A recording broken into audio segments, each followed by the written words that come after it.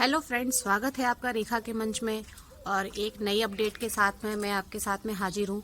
तो आज के जो वीडियो है उसमें हम बात करेंगे अपराजिता के बारे में।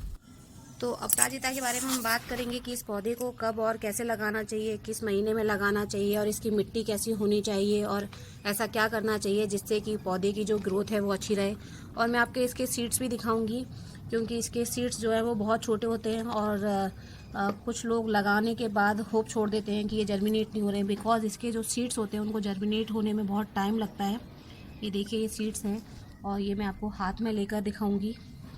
बहुत छोटे छोटे से सीड्स होते हैं इसके। और ये देखिए, इसका जो सीड है, अगर आप अच्छे से देख पा रहे हैं तो ये देखिए, अब ये इसमें अंकुर निकलने लग गया है और अब ये जर्मिनेट हो रहा है। तो फ्रेंड्स, अगर आप मेरे चैनल पर नए हैं और आप मेरी फैमिली का हिस्सा नहीं है तो प्लीज़ वीडियो को लाइक और चैनल को सब्सक्राइब ज़रूर कीजिएगा। ये देखिए, ये हमारा दूसरा सीड है। इसके जो सीड्स होते हैं फ्रेंड्स, इनको जर्मिनेट होने में 2 से 3 हफ्ते का समय लग जाता है कभी कभी, और कभी कभी 10 दिन के अंदर भी जर्मिनेट हो जाते हैं। तो इसके सीड्स जो हैं वो जर्मिनेट थोड़ा टाइम में होते हैं। और हमें करना क्या है कि जैसे मैंने इसको डाल रखा है पॉट में, और इसके ऊपर बिल्कुल हल्की हल्की सी आपको मिट्टी डालना है और जो सीड्स हैं उनमें नमी को बने रहने देना है। नमी ख़त्म नहीं होने देना है, तभी ये सीड्स जर्मिनेट होंगे। अगर नमी नहीं होगी तो ये सीड्स अच्छे से जर्मिनेट नहीं हो पाएंगे। और भी सीड्स हैं जो मैंने इसमें डाले हुए हैं। ये जो आप मेरा पौधा देख रहे हैं, ये जो ब्लू कलर का हमारा अपराजिता होता है उसका ये पौधा है। और दूसरा पौधा जिसको कि मैं आपको ट्रांसफ़र करके दिखाऊंगी, ये वाइट कलर का है। तो सबसे पहली चीज़ कि अगर आप मार्केट से या नर्सरी से लेकर आ रहे हैं पौधा, तो उसको कम से कम 1 हफ्ते तक या 4 से 5 दिन तक आप अपने घर में रखिए। उसके बाद ही आप उसको ट्रांसफ़र कीजिए, उससे पहले उसको ट्रांसफ़र नहीं करना है। और अपराजिता को ट्रांसफ़र करने का जो सबसे अच्छा टाइम है वो फरवरी और मार्च का महीना है। आप फरवरी से मार्च के महीने में इसको ट्रांसफ़र कर सकते हैं। ये बहुत बेस्ट मंथ है इसके लिए। और जब जब आपको इसमें अपराजिता में फूल चाहिए, तो इसमें होता क्या है कि जैसे ही फ्लावर्स आते हैं और फ्लावर के ख़त्म होने तक फिर ये एक फली में कन्वर्ट हो जाता है, फली बनने लग जाता है। तो अगर आपको बीज की ज़रूरत है तो ही आप फली को रखिए, अगर आपको बीज की ज़रूरत नहीं है तो आप उस फली को तोड़ दीजिए। जैसा कि इसमें एक फली लगी हुई है, तो इसको तोड़ना बहुत ज़रूरी है। नहीं तो होगा ये कि पौधा जो अपनी एनर्जी है वो सीड्स बनाने में पूरी लगा देगा और पौधे में फ्लावरिंग कम हो जाएगी। तो फ्लावरिंग के लिए आप सबसे बेस्ट चीज़ यही है कि आपको जो इसमें जो सीड्स हैं वो नहीं बनने देना है अगर आपको फ्लावर चाहिए। तो पहली चीज़ तो ये है। अब इसके साथ ही इसको ट्रांसफ़र करने का तरीका देख लेते हैं। ये मेरे पास में मैंने एक बकेट ले ली है। ये करीब 8 इंच की बकेट है जिसमें कि मैं अपने पौधे को ट्रांसफ़र करने वाली हूँ। और आप देखिए, मैंने इसमें काफ़ी अच्छे होल बनाए हुए हैं और इन होल्स को जो है मैं इस दिए की मदद से इसको मैं कवर कर दूँगी, जिससे होल बंद नहीं होंगे और पौधे का जो ड्रेनेज है इस गमले का वो बहुत अच्छा रहेगा। और इसमें जो एक्स्ट्रा जितना भी वाटर होगा वो सारा ड्रेन आउट हो जाएगा, पानी बाहर निकल जाएगा। कुछ इस तरह से मैंने अपने जो होल थे बकेट के उनको मैंने कवर कर दिया है। अब इसके बाद मैं इसमें अपना गार्डन सॉइल डालूंगी। अगर आपने गार्डन सॉइल कैसे बनाते हैं वो वीडियो नहीं देखा है तो वो वीडियो मेरे चैनल पे है, आप उसको जाकर देख सकते हैं और आपको बहुत हेल्प मिलेगी गार्डन सॉइल बनाने में। पौधे की ग्रोथ के लिए सबसे जो मेन चीज़ है वो मिट्टी का है। अगर आपकी गार्डन सॉइल अच्छी है तो आपका पौधा भी अच्छे से ग्रोथ लेगा। अगर गार्डन सॉइल आपने अच्छे से नहीं बनाई है तो आपका जो पौधा है वो भी अच्छे से ग्रोथ नहीं करेगा। तो इस तरह से, जिस तरह से मैंने आपको बताया है, आप उस तरह से अपनी गार्डन सॉइल बनाइए, जिससे कि आपका जो पौधा है वो अच्छे से ग्रोथ लेगा, उसको पूरे न्यूट्रिएंट मिलेंगे। पोषक तत्वों की कमी अगर होगी पौधे में तो पौधा कैसे ग्रोथ करेगा। तो मिट्टी का अच्छा होना बहुत ज़रूरी है।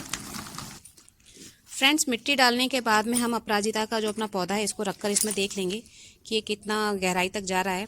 और ये जो इसका आपको लेयर दिख रहा है, इतना हमने अपने गमले को खाली छोड़ना है, इतना हमें बस यहीं तक इसको भरना है। तो अभी आप देखिए, मैंने जो मिट्टी डाली उसके हिसाब से ये बिल्कुल सफिशिएंट है। अब हम इसको इसको अपराजिता को ओपन करके प्लास्टिक से निकाल के इसको हम अपने गमले में लगाएंगे। अपराजिता जो है इसको हम अपराजिता के नाम से और बटरफ्लाई पी फ्लावर के नाम से भी जानते हैं। और इसको हम गोमुखी भी बोलते हैं, बिकॉज इसका जो फ्लावर होता है वो गाय के कान के जैसा होता है, इसलिए हम इसको गोमुखी भी बोलते हैं। और ये वास्तु के लिहाज से भी बहुत शुभ पौधा माना जाता है, इसलिए इसको घर में लगाना काफ़ी अच्छा है। तो अभी हम इसको निकालते हैं इससे बाहर। फ्रेंड्स, अगर आप इसके सीड्स को जर्मिनेट करना चाहते हैं तो जैसे कि अभी धूप होने वाली है, तो इतनी धूप में आपको अपने पौधे को नहीं रखना है। इसको 20 से 30 डिग्री सेल्सियस जो धूप है केवल वही चाहिए। और 2 से जो 3 हफ्ते का समय है वो लगेगा इसको, इसके बीज को प्लांट बनने में या पौधा बनने में। तो जो बीज के अंकुरण के लिए है वो आप इसको थोड़े से शेडी एरिया में रखें जहाँ ज़्यादा धूप ना हो, ऐसी जगह पे, और डेली नमी देते रहेंगे तो अगर आपके पास बीज है तो बीज से भी आपका पौधा बहुत जल्दी बनकर तैयार हो जाएगा। और कुछ इस तरह से मैंने इसको रखा हुआ है। अगर आप चाहें और आपके गमले की जो आपने पौधा खरीदा हुआ है उसकी मिट्टी अच्छी नहीं है, चिकनी मिट्टी है, तो आप उसको हटा सकते हैं। वैसे तो जो हमारा अपराजिता का पौधा है इसको लगाना बहुत आसान है। छोटी छोटी कुछ बातें हैं जिनका हम ध्यान रखेंगे तो हम आसानी से इसको लगा सकते हैं। अब हम इसकी मिट्टी जो है चिकनी मिट्टी है, लेकिन ये इसकी ग्रोथ के लिए बहुत अच्छी मिट्टी है, ख़राब नहीं है, तो हम इस मिट्टी को हटाएंगे नहीं और इसके किनारे से ही हम अपनी बाकी की जो दूसरी मिट्टी हम उसको डाल देंगे। हमने देख लिया कि हमारा पौधा बिल्कुल सेंटर में है और अब हम इसके चारों तरफ अच्छे से जो हमारी गार्डन सॉइल हमने बनाकर रखी हुई है वो हम इसमें डाल देंगे इसको। अपराजिता का जो पौधा है इसको अगर 4 से 6 घंटे की धूप मिलती है तो भी इसमें बहुत अच्छी फ्लावरिंग होती है। और दूसरा ये कि आप इसमें समय समय पे नाइट्रोजन रिच जो खाद है वो डालते रहें। जैसे कि हमारी जो किचन में यूज़ होने वाली चाय पत्ती है उसको आप वॉश करके सुखाकर वो आप इसमें डाल सकते हैं। नाइट्रोजन रिच जो इसमें हम खाद डालेंगे तो उससे फ्लावरिंग में बहुत हेल्प मिलती है। और इसके अलावा अगर हम इसमें गोबर की खाद भी डाल सकते हैं जो कि ये बहुत अच्छी खाद है हमारे पौधे के लिए। और इसके जो इस वाला जो हमारा अपराजिता हमने लगाया है इसमें वाइट कलर के फ्लावर्स आएंगे और जो दूसरा हमारा है ये हमारे नीले रंग का अपराजिता है। दोनों ही जो फूल है देखने में बहुत खूबसूरत लगते हैं। तो फ्रेंड्स ये जो इन्फॉर्मेशन थी आपको अच्छी लगी होगी आई होप।